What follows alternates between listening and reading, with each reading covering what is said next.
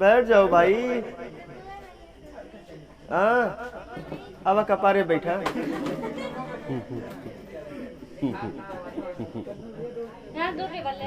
Table दे दो।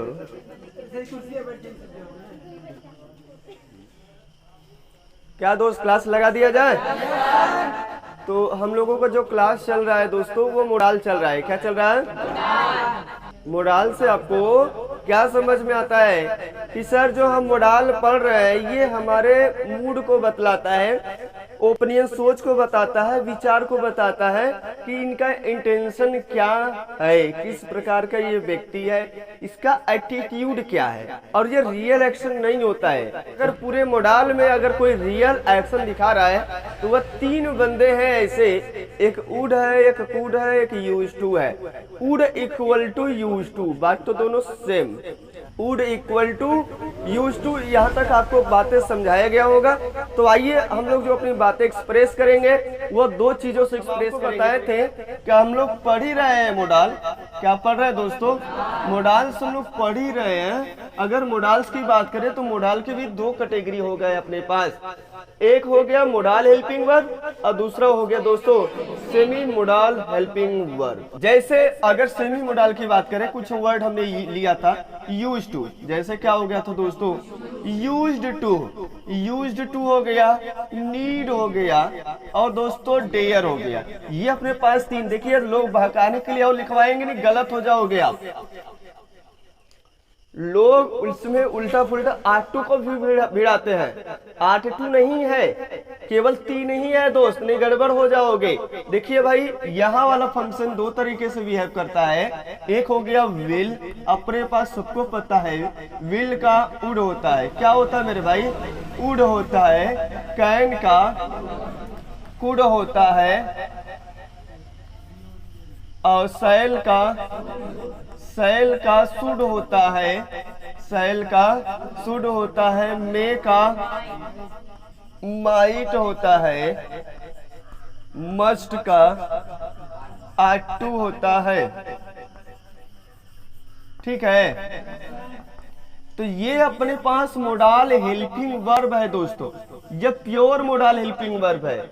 इनके साथ जब भी लगेगा तो ध्यान रखना कि हमेशा V1 ही आएगा अगर कोई वर्ब आता है तो। इनकी तादाद टोटल 10 है और इनकी तादाद टोटल 3 है।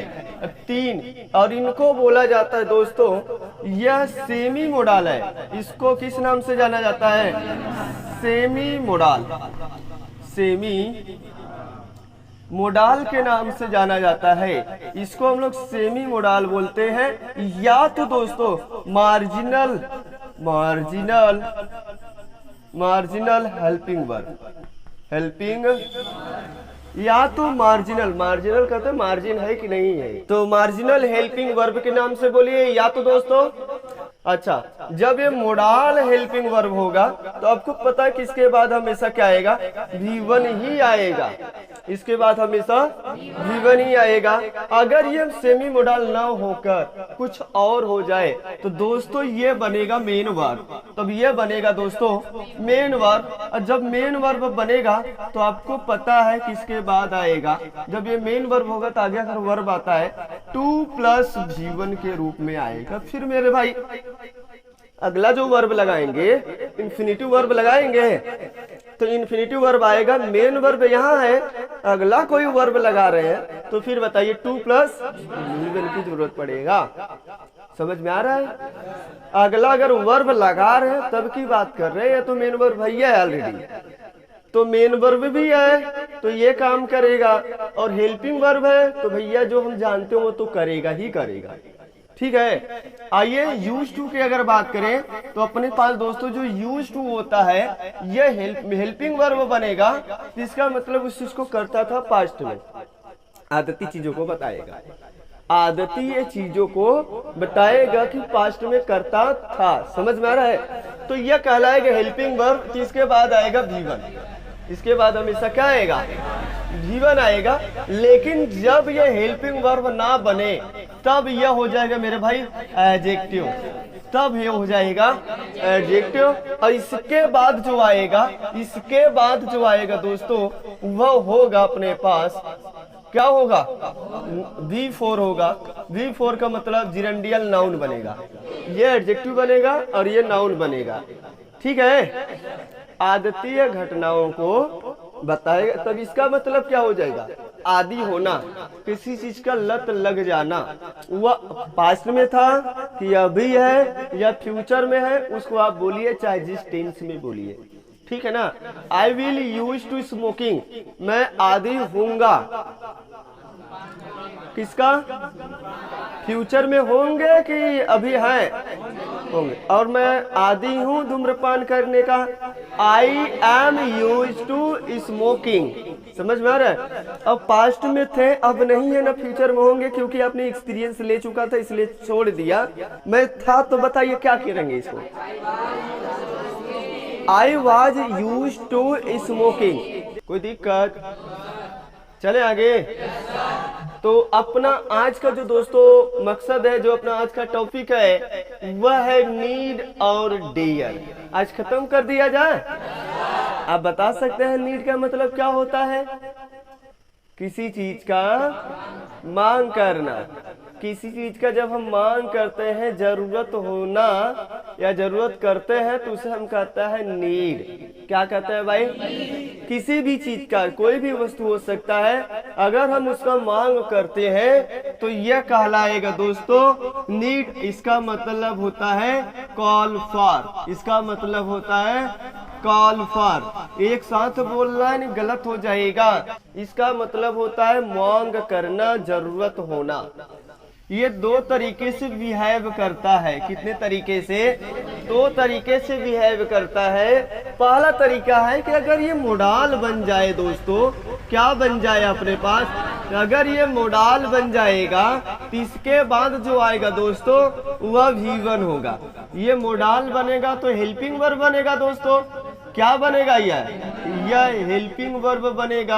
आपको पता है कि जब ये मोडाल बनेगा तो मोडाल हेल्पिंग वर्ब बनेगा, और इसके हेल्पिंग वर्ब के बाद हमेशा क्या आएगा, V1 आएगा। लेकिन जब यह बने दोस्तों मेन वर्ब, क्या बने दोस्तों, जब यह बन जाए हेल्पिंग वर्ब ना बन के इस बार बन गया दोस्तों मेन वर्ब, तो जब यह मेन वर्ब बन जाएगा तो इसके बाद अगर जो वर्ब आएगा वह 2 + V1 के रूप में आएगा। और याद मत कर लेना, नहीं तो गाड़ी में फंसा देंगे आपकी। फिर से हम बोले हैं, पहले से लिखवाते जरूर है, समझाते जरूर है, लेकिन बस समझना है, याद नहीं करना है। याद करोगे तुरंत सेंटेंस लगाएंगे, फंसोगे अभी। ठीक है ना। तो याद तो नहीं है करना है सर, याद करेंगे, नहीं याद करेंगे ना। इतना जानते रहना है कि नीड का मतलब होता है कॉल पर, जरूरत होना, मांग करना। समझ में आ रहा है ना। और इतना और समझते रहना कि मोडाल हेल्पिंग वर्ब जो अपने पास है, ये नीड मोडाल हेल्पिंग वर्ब बनेगा, इसके बाद आएगा V1। ठीक है, तो भी इसका मतलब वही रहेगा जो है, चेंज नहीं होगा। मतलब जो है वो तो रहेगा ही रहेगा। और अगर ये मेन वर्ब बनेगा दोस्तों तो ये आएगा इसके बाद 2 + V1 आएगा। क्लियर है यहाँ तक।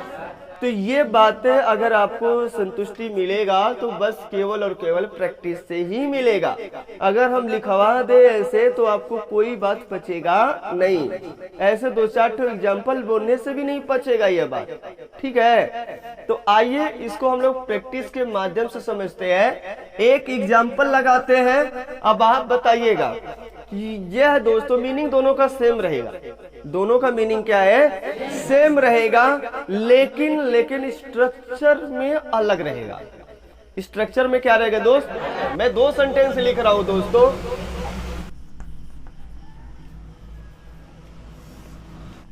ठीक है, सही है। और मैं आपके लिए ऑप्शन डाल रहा हूं भैया। एक डाल दिया गो और एक जगह डाल दिया टू गो। आपके लिए ऑप्शन है। तो जो सेंटेंस ऊपर लिखा है वही नीचे भी लिखा गया, लेकिन स्ट्रक्चर इसका अलग है। इसका स्ट्रक्चर क्या है, अलग है। दोनों का तो मीनिंग सेम है, लेकिन इसमें एक में कुछ और भरा जा रहा है और एक में कुछ और भरा जा रहा है। तो बताइए भाई पहले वाले में क्या भरा जाएगा, इज नॉट चला लिख रहे, इसका क्या मतलब है, कि हमेशा जो नॉट लगता है वो हेल्पिंग वर्ब में ही लगता है सहायक क्रिया, कहीं और नॉट नहीं लगेगा। जब भी नॉट लगेगा, अगर नॉट लग रहा है तो सहायक क्रिया में ही लगता है नॉट, नेगेटिव सेंटेंस यानी कि है। तो देखो कहाँ लगा है, आकाश डज नॉट, तो ये तो सहायक क्रिया हेल्पिंग वर्ब हो गया, और ये मेन वर्ब हो गया है। तो मेन वर्ब बनेगा तो इसके बाद हम बताए थे 2 + V1 आएगा ही आएगा। तो यहाँ तो बात सही है, लेकिन यहाँ देखो नीडंट यानी कि नीड नॉट, अब यहाँ पे ये हेल्पिंग वर्ब बन गया। तो जब ये हम बोले थे कि ये मोडाल तब तो हो गया है, तब तो ये मोडाल हो गया, क्योंकि जब हेल्पिंग वर्ब बनेगा तो इसके बाद क्या आएगा, V1 आएगा। तो आपने यहाँ से कैसे लगा दिया 2 + गो यानी 2 + V1, फिर यहाँ से कैसे 2 + V1 आएगा। सावधानी हटी दुर्घटना घटी, देख के चलावा गाड़ी। राउर कौन सा गाड़ी ले ले है, अपाची ले ले है, तनी सही चलावा, खपाची लड़ जावा तो खपाची हो जाई। हाँ हो गई खपाची, हाँ सगड़ी है तोहार। अब अच्छा आगे, तो हम यही समझा रहे हैं, Akash does not need to go there, Akash को वहां जाने की जरूरत नहीं है, आकाश को वहां जाने की जरूरत है, आकाश को वहां नहीं जाना चाहिए। इसका मतलब ये भी है, आकाश को वहां जाना नहीं चाहिए, या आकाश को वहां जाने की जरूरत नहीं है। समझ में आ रहा है, प्रेजेंट इंडेफिनिट टेंस है, आ रहा है बस समझ में। और हम यहाँ क्या बोल रहे हैं, क्योंकि ये मेन वर्ब बन गया, तो यहाँ मेन वर्ब बनेगा तो सहायक क्रिया हेल्पिंग वर्ब देखेंगे यहाँ से। और दूसरी बात, you need not go there, वहां आपको जाने की जरूरत नहीं है, या वहां आपको नहीं जाना चाहिए, तुम्हें वहां नहीं जाना चाहिए। तो you need not go there, आपको वहां जाने की जरूरत नहीं है, आपको वहां जाने की जरूरत नहीं है। वही बात ये भी कह रहा है, आकाश को वहां जाने की जरूरत नहीं है, तुम्हें वहां जाने की जरूरत नहीं है। दोनों बात तो सेम है, लेकिन स्ट्रक्चर एक छोटा है और एक क्या है, बड़ा है, दोनों बदले हुए हैं। ठीक है, तो बात क्लियर हो रहा है धीरे धीरे। एक तरफ हेल्पिंग वर्ब है और एक तरफ मेन वर्ब है। Akash need not go there. हाँ बोलिए, आपका क्या परेशानी है भाई? अब आकाश नीड्स गो देयर,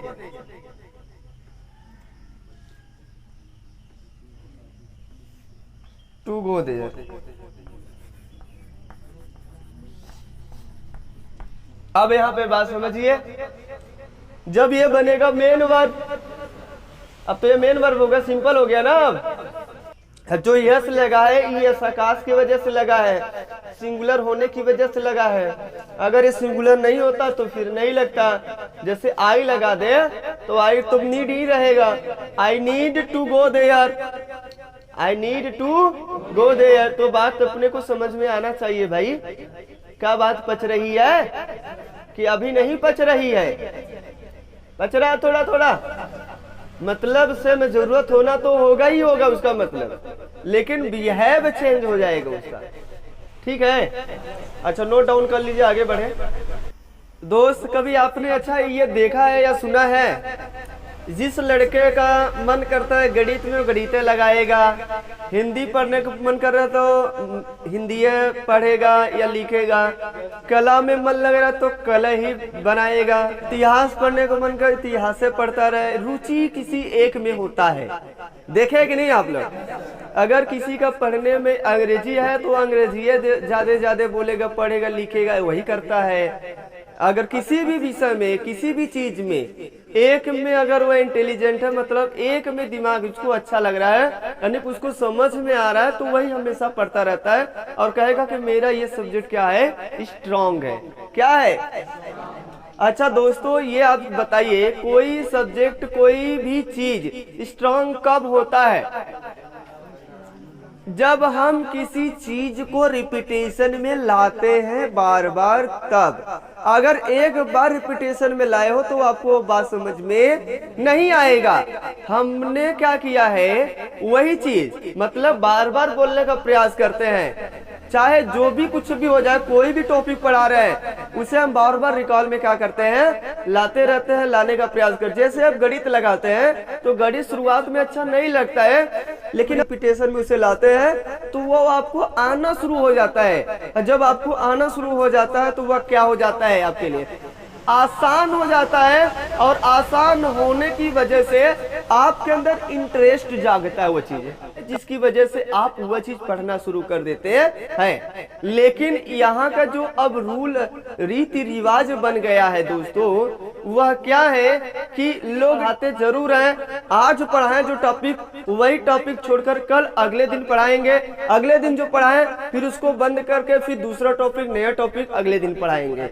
मतलब वह बातें रियलाइज नहीं कर पाते हैं, जिसकी वजह से हमारा यादगार कमजोर हो जाता है और मुझे वो अच्छा भी नहीं लगता है, फीलिंग नहीं आता अपने जगह। तो हम क्या करते हैं, वह चीज जो देखते हैं पिछला वाला और आगे वाला दोनों मिला के हमें भारी लगना शुरू हो जाता है, जिसकी वजह से वो क्लास हमें बेकार लगता है, वो विषय बेकार लगना शुरू हो जाता है और इंटरेस्ट जाग नहीं पाता है। लेकिन अपना जो सिद्धांत है दोस्तों, अगर आज मॉडल आपने ये जो पढ़ा है या जो हम पढ़ा रहे हैं, एक बार जो ये मॉडल पढ़ा रहे हैं तो कल भी अगर हम चालू करेंगे तो इसी के नजरिए से चालू करेंगे। बताओ मॉडल क्या होता है, बात करना जरूरी है। 5 मिनट ही बात करो, 3 मिनट ही बात करो, लेकिन उसके ऊपर बात करना इम्पोर्टेंट है। इतना इम्पोर्टेंट है कि पूछिए मत। और जैसे ही रिपीटेशन में आएगा बार बार, जैसे ही रिपीटेशन होगा ये बार बार इसका, अब इसमें आपका इंटरेस्ट जागेगा, मतलब आपको आना शुरू हो जाएगा। जब आना शुरू होता है तभी इंटरेस्ट जागता है, तभी उस विषय को आप क्या करते हैं, पढ़ते हैं। तो हम लोगों का सिद्धांत ही है किसी भी चीज को बार बार लेकर चलना, किसी भी चीज को बार बार लेकर चलना। तो बार बार, हजार बार, अब की बार, बार बार का ये जो नारा है दोस्त, इसको मत भूलना। बार बार, अब की बार, I am the best, I can do. तो दोस्तों यहाँ पे बार बार का नारा है, बार बार का नारे पे ही सिद्धांत पे काम करना है। चलिए आइए दोस्तों अगले एग्जाम्पल की ओर चलते हैं।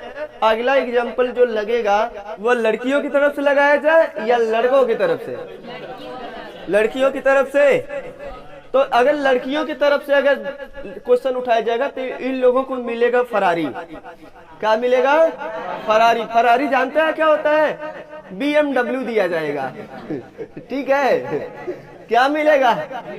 BMW। अब सोचिए, सपने में BMW आता था, सोचते थे, लेकिन आपको रियलिटी मिल सकता है यदि आप जवाब दे देंगे तो। लेना है BMW?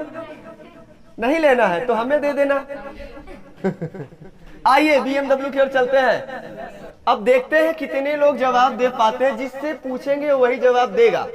पहले लड़कियों को ये था, आपने बोला ही है कि लड़कियों की तरफ से, तो पहले लड़कियों से फिर लड़का लोग से। खोद निपोर मत करना, ठीक है ना?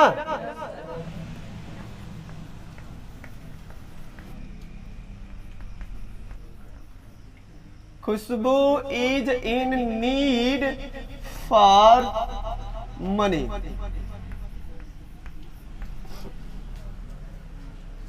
लड़कियों में सबसे पहले क्वेश्चन उठाया जाएगा। चलिए मधुबाला से। कोई फूका फूकी नहीं करेगा। अब फूका फूकी कर लेंगे तो हम फूका फूकी कर देंगे, ठीक है? हाँ, तो बाबू ये बताओ, ये मेन वर्ब है कि हेल्पिंग वर्ब है? दो में से एक खोहिया है और दो में से एक खोहिया है। तो भैया अब BMW इसीलिए थोड़ी ना रखा गया है, इतना आसान क्वेश्चन पे है ना भाई? मेन वर्ब अब दो है। अब दो ऑप्शन में से देखते हैं कितने लोग बता पाते हैं। चलिए बाबू आप बताइए, ये हेल्पिंग वर्ब है या मेन वर्ब है? None of these. None of these. इनका उत्तर तो सबसे अलग हुई है भाई। रे भाई, नैन ऑफ दिच।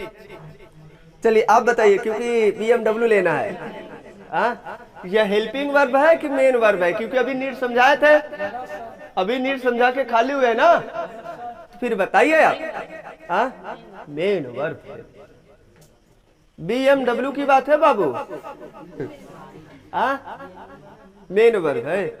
सृष्टि जैसी दृष्टि वैसी सृष्टि, आपका नाम है पड़ गया ऐसा। का हो तो एको ना हो तो बताओ। हम तो पहली बार सुना थी एको ना हो। हम तो जानते रहे या तो हेल्पिंग वर्ब होगा या तो या मेन वर्ब होगा, है ना? आप बताइए बाबू।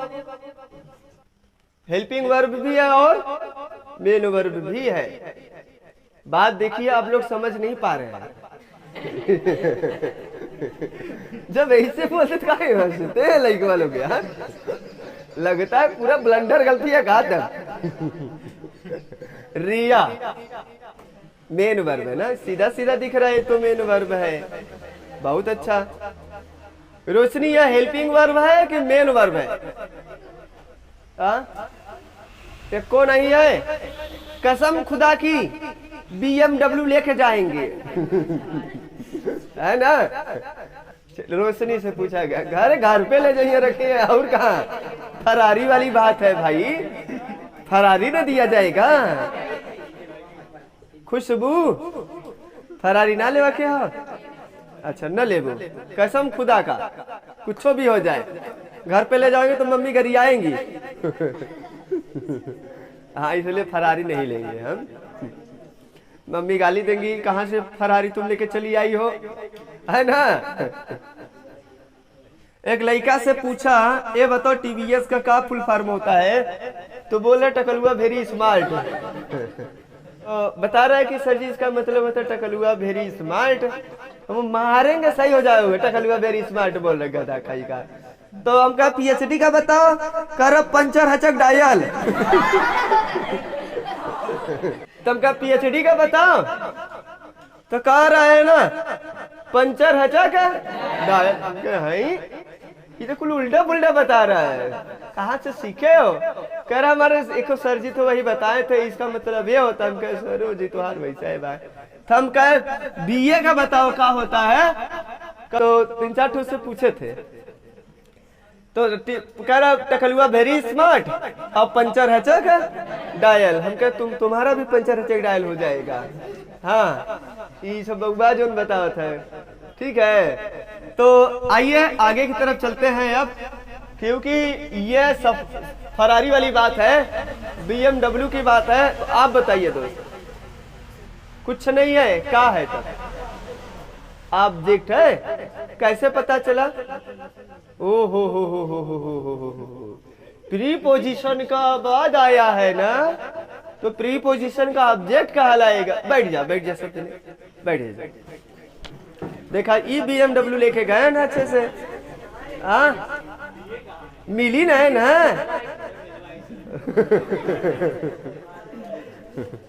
अब BMW इन्हें दिया जाएगा भाई, फरारी।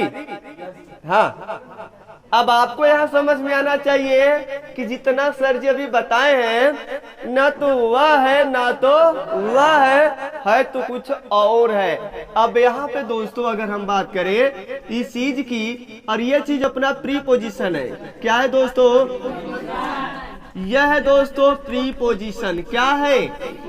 आपको पता है प्रीपोजिशन के बाद हमेशा क्या आता है? ऑब्जेक्ट आता है। प्रीपोजिशन के बाद हमेशा क्या आता है? और जो ऑब्जेक्ट बनता है या तो वह नाउन होगा या तो वह प्रोनाउन होगा दोस्तों। या तो वह नाउन होगा या तो वह दोस्तों प्रोनाउन होगा। तो बताइए ये क्या बन गया? नाउन ना बन गया? क्या बन गया यार? तो नीड का मतलब जरूरत, ये नाउन हो गया यार। क्या हो गया? तो बताइए, Khushboo is in need for money. ठीक है ना?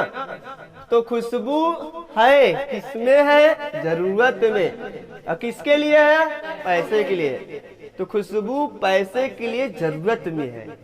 ठीक है, समझ में आ रहा है? कोई दिक्कत? तो किसी चीज को याद करना हमारी मूर्खता है या समझदारी है? बहुत बड़ा, थोड़ा बहुत, बहुत बड़ा, और लिखे। चलो इसी पर बनाते हैं। The need of water, the need of water is rising day by day, day by day. ठीक है, इस बार फरारी नहीं मिलेगा, ये सही लिखा गया है। The need of water is rising day by day. पानी की मांग दिन प्रतिदिन बढ़ती जा रही है। पानी की मांग बढ़ती जा रही है, समझ में आ रहा है? पानी की जरूरत दिन प्रतिदिन बढ़ती जा रही है। पानी की जरूरत बोलिए या तो क्या बोलिए, मांग बोलिए, समझ में आ रहा है?